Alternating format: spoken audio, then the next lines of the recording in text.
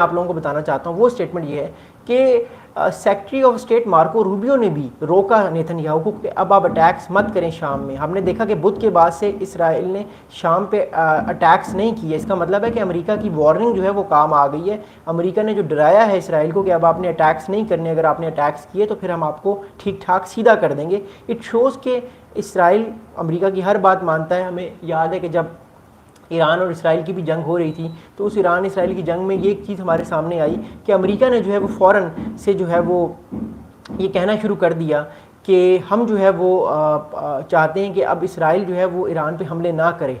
तो इसराइल ने फिर हमला किया ईरान पे, तो सदर ट्रंप ने बहुत ज़्यादा गुस्से का इजहार किया और इसराइल को इस चीज़ का समझ आ गई कि सदर डोनाल्ड ट्रंप और भी गुस्से का इजहार करेंगे अगर इसराइल ने इस जंग को ख़त्म मत किया और इसराइल ने इस जंग को ख़त्म कर लिया। तो I think with the time हमें और ज़्यादा जो है वर्नेबिलिटीज़ नज़र आएंगी इसराइल की जानिब से भी, और ज़्यादा वर्नेबिलिटीज़ नज़र आएंगी हमें अमेरिका की जानिब से भी। लेकिन एक बात मैं आप लोगों को बता दूँ, एक बात तय है, अमेरिका का इंटरेस्ट जो है वो मिडिल ख़ासतौर पे इसराइल से अब कम होता जा रहा है क्योंकि उसका मेन फोकस अब चाइना है। वो अपने ईस्ट एशियन ममालिक जापान, साउथ कोरिया और इंडो पैसिफिक में भारत हो गया, फिर मलेशिया, इंडोनेशिया, सिंगापुर, इन मुल्कों के साथ अपने रिलेशन अब बेहतर करेगा ताकि वो चाइना को रोक सके क्योंकि अब अमेरिका का सारा मफाद जो है वो मिडिल ईस्ट से ख़त्म हो चुका है। मिडिल ईस्ट में अमेरिका के लिए अब कुछ भी नहीं रखा। इट्स नाउ इंडो पैसिफिक, ये पैसिफिक सेंचुरी है अमेरिका के लिए। इसलिए अमेरिका पिछले 10 साल से जो है वो अपना फोकस चेंज करके रखा हुआ है, वरना अमेरिका ने ईरान को कब का अमेरिका तबाह कर चुका होता। देखा जाए तो अमेरिका एक बहुत बड़ी ताकत है, अगर वो चाहे तो ईरान को वो तहस नहस कर सकता है। ईरान भी जवाब देगा, लेकिन ओवरऑल हमें अमेरिका की माइट, अमेरिका की ताकत, उसके एलाइज की ताकत हम लोग सब लोगों को पता है, किसी से ये चीज़ छुपी नहीं है।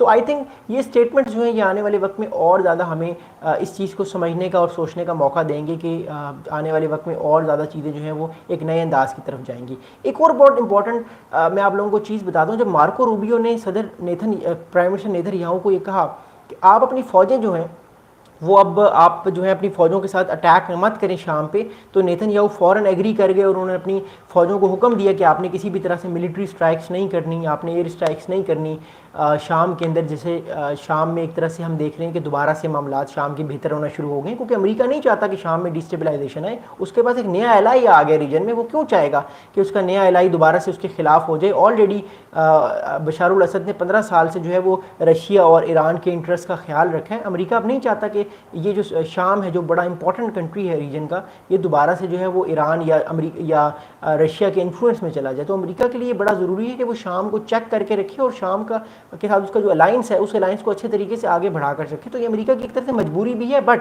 ये अमेरिका के लिए बहुत अच्छा है कि वो उन चीज़ों को अच्छे तरीके से आगे लेकर चले। एक और बड़ी इंपॉर्टेंट आप लोगों को चीज़ बताऊँगा, जब शाम पे अटैक किया इसराइल ने वेडनेसडे और थर्सडे को, तो वेडनेसडे और ट्यूसडे को, मंगल और बुध को, पिछले मंगल और बुध को, तो तुर्किया ने और सऊदी अरब ने अमेरिका को शिकायत की, कंप्लेन की डिप्लोमेटिकली कि ये इसराइल शाम में क्या कर रहा है। एक तरफ तो हम सारे ममालिक मिलके शाम की जो हुकूमत है उसको मजबूत करने की कोशिश कर रहे हैं, हम कोशिश कर रहे हैं कि शाम जो है वो किसी तरह से इसराइल के साथ उसके मामलात बेहतर हो जाएं और वो रीजन में एक अच्छी ताकत के तौर पे अच्छा बच्चा बन के रहे और हमारे हर मफादात का ख्याल रखे। दूसरी तरफ इसराइल जो है वो शाम पे ही हमले कर रहा है। तो इस कंप्लेन की वजह से भी बड़ा असर पड़ा है अमरीकी सदर पे, और अमरीकी सदर जो है वो अब नाराज़ है मेरे ख्याल से अभी फ़िलहाल नेतन्याहू से। और फिर उसके बाद नेतन्याहू ने फ़ौरन इसराइल की तरफ से एक अटैक हुआ जिसमें कैथोलिक चर्च जो है वो तबाह हो गया, जिसपे पोप जो है वो इस टाइम जो नए पोप इलेक्ट हुए हैं क्रिश्चियंस के, उन्होंने जो है वो बयान दिया है और उन्होंने भी सख्त रद्द अमल का इजहार किया है। जिसके बाद फिर ट्रंप साहब की तरफ से और बाकी